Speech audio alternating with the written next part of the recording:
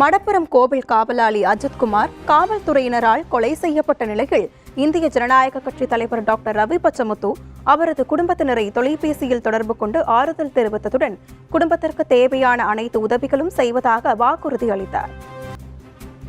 சிவகங்கை மாவட்டம் திருபுவனம் அருகே மடப்புரம் பத்ரகாளியம்மன் கோவில் காவலாளி அஜித்குமார் நகை திருட்டு வழக்கில் போலீஸ் விசாரணையின் போது கடுமையாக தாக்கப்பட்டு உயிரிழந்தார்.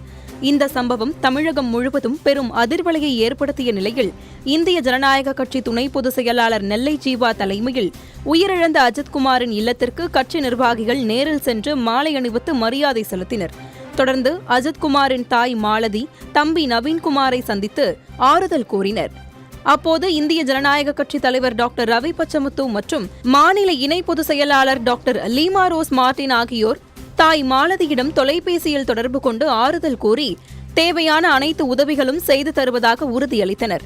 பின்னர் செய்தியாளர்களை சந்தித்த நெல்லை ஜீவா இந்த கொலை சம்பவத்திற்கு காரணமான காவல்துறையினரை வன்மையாக கண்டிப்பதாகவும் அஜித்குமாரின் தம்பிக்கு அரசு வேலை தருவதாக கூறி ஆவின் பாலகத்தில் தொலைதூரத்தில் பணி வழங்கி உள்ளதாகவும் கூறினார். இதில் இந்திய ஜனநாயக கட்சியின் மாநில அமைப்பு செயலாளர் அன்னை இருதயராஜ், சிவகங்கை மாவட்ட தலைவர் அமலன் சவரிமுத்து, மதுரை சட்டமன்ற தொகுதி பொறுப்பாளர் ஜான், கிழக்கு சட்டமன்ற தொகுதி மாவட்ட தலைவர் செந்தில்குமார், மதுரை மத்திய சட்டமன்ற தொகுதி மாவட்ட செயலாளர் ராமகிருஷ்ணன், மதுரை வடக்கு சட்டமன்ற தொகுதி மாவட்ட தலைவர் சிவக்குமார், செயலாளர் தினேஷ்குமார், பொறுப்பாளர் காளீஸ்வரன், இளைஞரணி செயலாளர் ஆகாஷ், மதுரை திருமங்கலம் சட்டமன்ற தொகுதி மாவட்ட தலைவர் முருகன், மாநில ஊடகப் பிரிவு துணை செயலாளர் சதீஷ், தூத்துக்குடி விளாத்திக்குளம் சட்டமன்ற தொகுதி போத்திராஜ், கோவில்பட்டி மாவட்ட பொருளாளர் கோபாலகிருஷ்ணன் உள்ளிட்ட முக்கிய நிர்வாகிகள் கலந்து கொண்டனர்.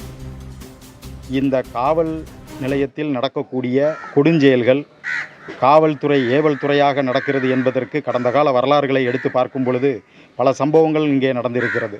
ஜெயராஜ் பென்னிக்ஸ், சாத்தான்குளம் ஜெயராஜ் பென்னிக்ஸிலிருந்து முதுகுளத்தூர் மாணவன் மணிகண்டன் உள்பட பல சம்பவங்கள் நாம் இதை இந்த நேரத்தில் இங்கு பதிவு செய்ய வேண்டிய கட்டாயத்தில் இருக்கிறோம். அரசு வேலை என்று சொல்லி அதாவது இந்த கான்ட்ராக்ட் பேசிஸ் மாதிரி இப்போ பாலகம் தானே ஒப்பந்த அடிப்படையில் பாலகத்தில் இப்பொழுது ஆவின் பாலகத்தில் வேலை கொடுத்திருக்கிறார்கள்.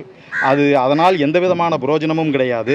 அரசு வேலை என்று சொன்னவர்கள் ஒப்பந்தத்தின் அடிப்படையில் பணிபுரிவதற்கு எப்படி அவர்கள் ஒப்பந்தத்தின் அடிப்படையில் இவர்கள் இந்த வேலையை செய்துள்ளார்கள், கொடுத்துள்ளார்கள் என்பது இது உண்மையிலே முதல்வருக்கு இது தெரியுமா என்பது இந்த நேரத்தில் ஒரு கேள்விக்குறியாக இந்த இடத்தில் கேள்வியாக வைத்துள்ளோம். இந்த குடும்பத்திற்கு இழப்பீடு என்ற ஒரு தொகையை அவர்கள் கொடுப்பதாக சொல்லியிருக்கிறார்கள். கட்சியிலிருந்து நிதி கொடுத்திருக்கிறார்களே ஒழிய அந்த இழப்பீடு இதுவரை கொடுக்கவில்லை. அந்த இழப்பீடையும் உடனடியாக அதை கொடுக்க வேண்டும் என்று இந்திய ஜனநாயக கட்சியின் சார்பாக நாங்கள் அரசுக்கு வேண்டுகோள் வைத்து இந்த நேரத்தில் அதே சமயம் வீட்டுமனை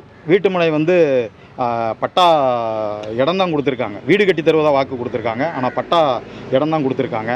ஆகவே கூடிய விரைவில் அந்த வீடும் கட்டி கொடுக்க வேண்டும்.